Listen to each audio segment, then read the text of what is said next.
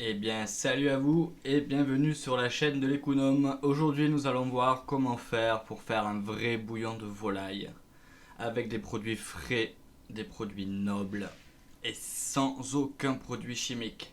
Comme d'habitude, vous retrouverez à la fin de cette vidéo les ingrédients ainsi que leur prix. Pour ce faire, vous aurez juste besoin de 2 carottes, 2 gousses d'ail, un oignon, un bouquet garni ainsi que des carcasses de poulet. Le bouquet garni, on le met directement dans la marmite. Les carottes, on fait des gros tronçons ou la coupe en 4, ça suffira. L'ail, on l'écrase et on le hache rapidement. L'oignon, on le coupe en 2, puis en 4 et dans la marmite. Puis on y met les carcasses. Dans la vidéo, pour vous le remontrer, j'ai pris un poulet entier. Ce sera plus simple si vous voulez des carcasses. Achetez vos poulets entiers, vous les découpez, vous gardez les carcasses pour le bouillon, le poulet pour d'autres repas. Et en plus de ça, ça vous permettra de payer votre poulet moins cher. Je vous invite, pour voir un peu plus précisément comment on le découpe, à aller voir une ancienne vidéo que j'ai fait il n'y a pas si longtemps que ça qui vous décrira parfaitement comment le faire. Vous retrouverez le lien de celle-ci en description de la vidéo.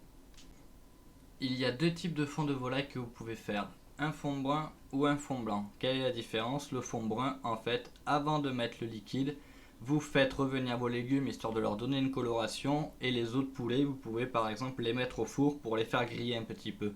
Ça apportera plus de goût à votre fond de volaille.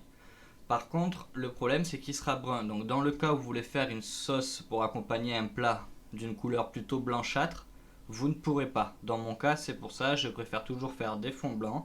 Comme ça, un, ça me fait économiser un petit peu d'énergie puisque j'ai pas besoin de faire griller mes os de poulet. Et deux, ça me limite pas à faire les sauces. Je peux faire absolument tout ce que je veux. Dans la vidéo précédente, j'ai fait une salade de poulet dans laquelle j'avais fait cuire mon poulet dans de l'eau avec quelques légumes. Donc plutôt que de jeter ce bouillon, parce qu'au final c'est un bouillon, mais je vais le réutiliser vu que je le faisais le lendemain pour aromatiser un peu plus ce bouillon là. Et je finis de remplir la marmite avec de l'eau.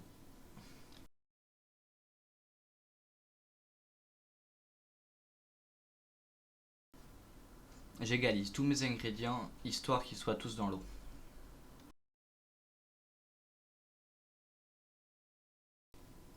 On met sur feu moyen et il n'y a plus qu'à laisser faire. On en a pour bien 2 h 30 de cuisson. On vient touiller de temps en temps, pas besoin d'y aller toutes les 5 minutes, tous les quarts d'heure c'est bon, au moins ça vous permettra de faire remonter toutes les impuretés du poulet et par la suite on va pouvoir les enlever et on en profitera pour dégraisser un petit peu notre bouillon. Quand vous voyez qu'il y a pas mal d'impuretés à la surface, vous prenez une petite louche ou une cuillère et on les enlève toutes.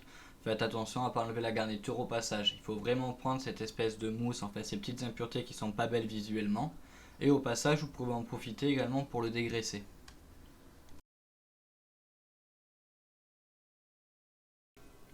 Si vous regardez bien, dans mon mini cul de poule en dessous, c'est que de la graisse. Ça vous permettra d'avoir un fond de volaille qui ne sera pas trop gras. Il en restera quoi qu'il se passe, mais plus vous en enlevez et plus il sera sain pour votre santé.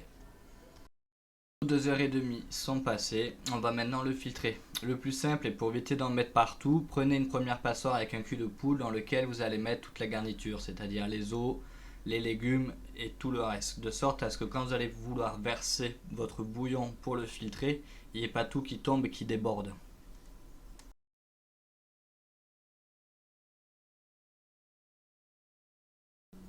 Une fois avoir dégagé toute la garniture, je vous conseille quand même une passoire avec des mailles plutôt fines, de sorte à ce que votre fond de volaille soit lisse. Et dépourvu de petits morceaux de légumes, voire des petits morceaux d'os de poulet qui auraient pu se casser pendant la cuisson.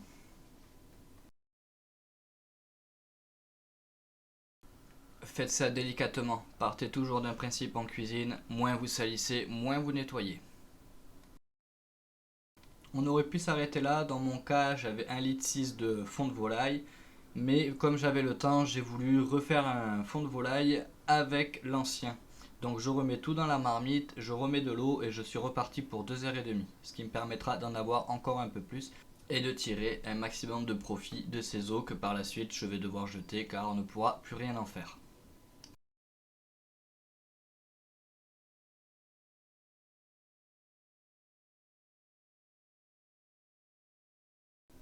J'en profite pendant ce temps pour dégraisser encore un peu plus mon fond de volaille. Pour ce faire, vous prenez une louche ou une cuillère comme moi. Par contre, il faut vraiment prendre juste le film de surface. En dessous, c'est notre fond. Nous, ça ne nous intéresse pas de l'enlever. Donc, juste le film de surface et vous enlèverez que la graisse. Ne vous inquiétez pas, de toute façon, vous enlèverez quand même un peu de fond de volaille. On peut rien y faire, c'est comme ça. Je remue mon fond de volaille et on est reparti pour 2h30. Par contre, sur le deuxième passage, à la différence du premier, vous n'aurez pas d'impuretés enlevées ou alors très peu vu qu'on les a déjà enlevées au premier tour. Les 2h30 sont passées, on refiltre le tout. Par contre, ce que j'aime bien faire, c'est le repasser le bouillon complet plusieurs fois dans une passoire avec des mailles fines, de sorte à vraiment essayer d'enlever un maximum de petits morceaux restants.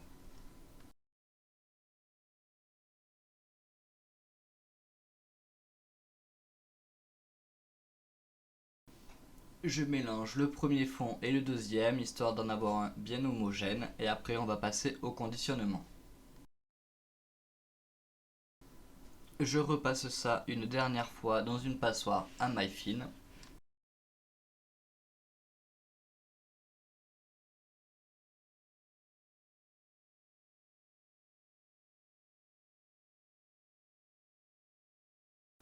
Pour le conditionnement, libre à vous de faire comme vous voulez.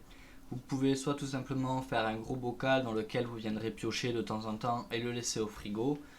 Moi, comme j'ai une assez grande quantité, je vais le mettre au congélateur. Là aussi, j'ai acheté des petits récipients sur notre site internet américain préféré. Mais vous pouvez également le mettre par exemple dans des petits bacs à glaçons et à chaque fois que vous en avez besoin, vous sortez un cube ou deux. Et ça se fera aussi également très bien.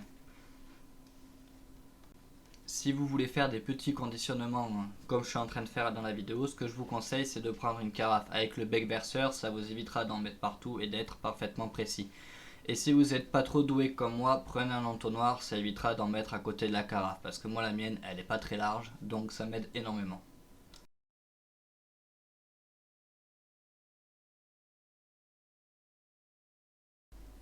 C'est long et pas très amusant, mais croyez-moi, quand vous allez cuisiner et que vous allez utiliser vos propres bouillons, vous allez être ravi du résultat. Et en plus de ça, si vous avez des invités, vous aurez très grand plaisir à dire que c'est vous qui l'avez fait du début à la fin.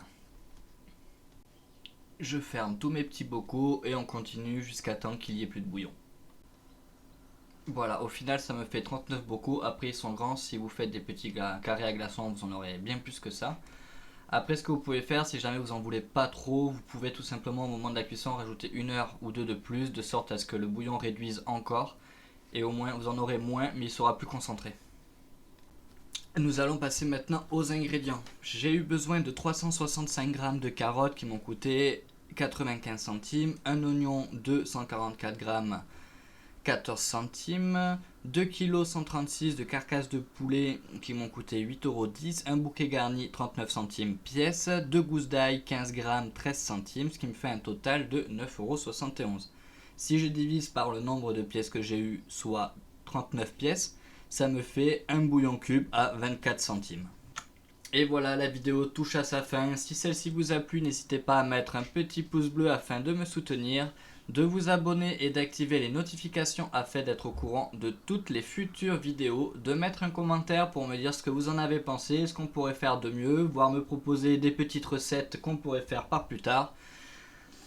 Et sur ce, c'était les Kunom et je vous dis à la prochaine.